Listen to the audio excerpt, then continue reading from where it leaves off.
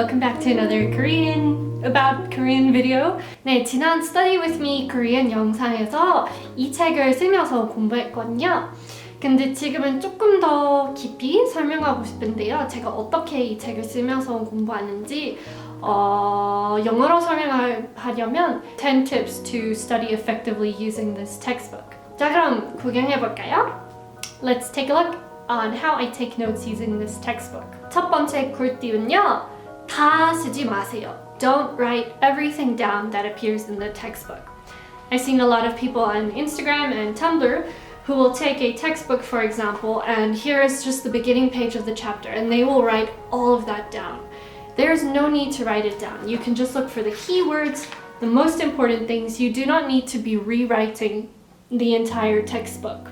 If you look at my notes, it might look like I'm rewriting the entire textbook, but for one, I have to give this book to somebody else and I'm not going to use it anymore, so I want to make sure I have all the information in there. But secondly, I'm not writing down every single thing. I'm writing down all of the example sentences. Tip number 2 is color coding. I use an orange pen, a blue pen, a black pen, and a green pen. I see a lot of you always ask me in the comments what kind of pens do I use. For this specific textbook, I used 4 pens. I used a black 0.38 Muji pen, a green turquoise Signo Angelic color pen, the blue 0.38 Muji pen, and another pen from Muji which is orange. But I mean, the pen is not gonna affect your studying too much.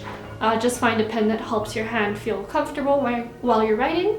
And generally, I do prefer really thin-tipped pens like the 0.3, 0.35 because it helps me write a lot smaller, save space, and my letters look a lot neater.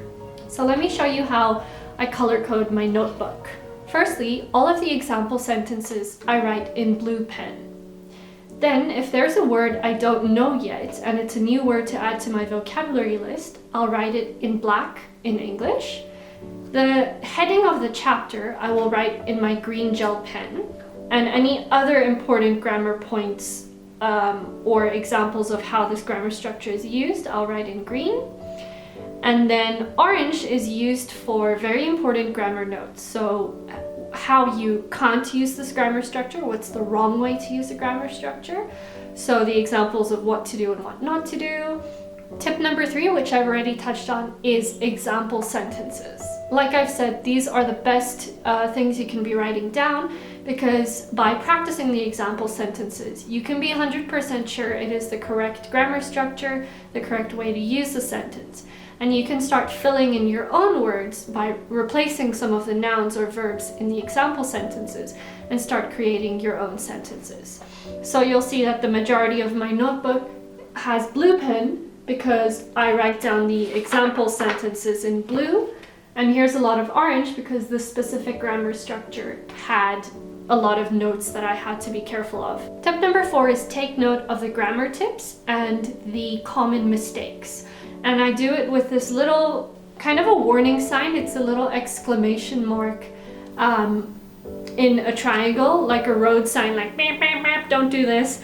And I mark it with an X if it's an incorrect example, so like a common mistake, and I mark it with a circle if this is the correct way to use the grammar structure. And while I write it, I also say it out loud to myself, and I tell myself if it's the wrong usage, don't say it this way, and I try to force myself to hear how wrong it is, and then when I'm writing the correct sentence, I'll repeat that a lot to make sure it's in my head.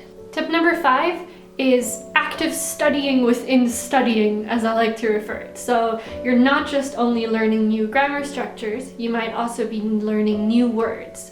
So like I said, I write my new words in black, and in the case of it being a whole new sentence, I will write the entire sentence in black as well, but that's very rare.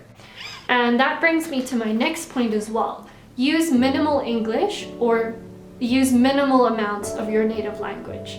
It just helps you to focus your mind into a Korean zone, and you'll see my notes barely have any English except for where I wrote a new word. Number 7 is skim over things you don't know. Wow, that's wrong. Skim over things you already know. You'll see at the beginning of my notes, the grammar structure The grammar structure here is called 거든요, and then I have 잖아요. So these are things I use in daily conversation anyway. And I've just written example sentences to refresh my memory, but I haven't gone into any of the grammar notes, and I didn't even do the example, like the practice stuff, because I already know it. Is this tip number 8? Yes, it is tip number 8. Don't skip the activities.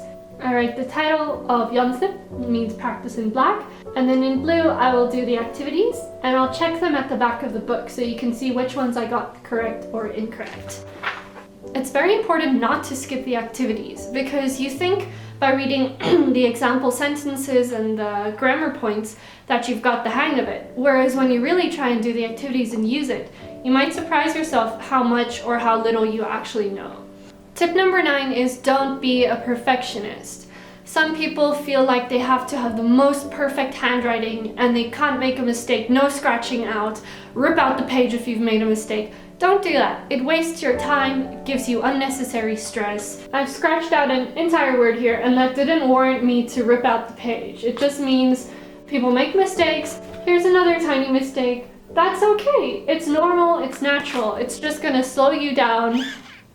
Just gonna slow you down if you are a perfectionist. And my last tip for you is to read the explanations of the grammar structure in Korean. Yes, you can read the English to get the translation, but don't skip over the Korean explanations. You'll learn a lot of new words, and it'll make you feel good about yourself if you can understand an explanation of a grammar structure in the language of the grammar structure.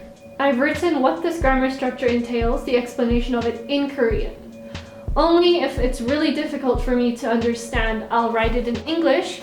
So these are just the tips I use and what works for me. I'd love to hear how you use this book to study. This video is not sponsored, by the way. I'm just a really huge fan of this book. If you want to purchase this book, I believe it's for sale on Tushwa. I'll put the link in the description.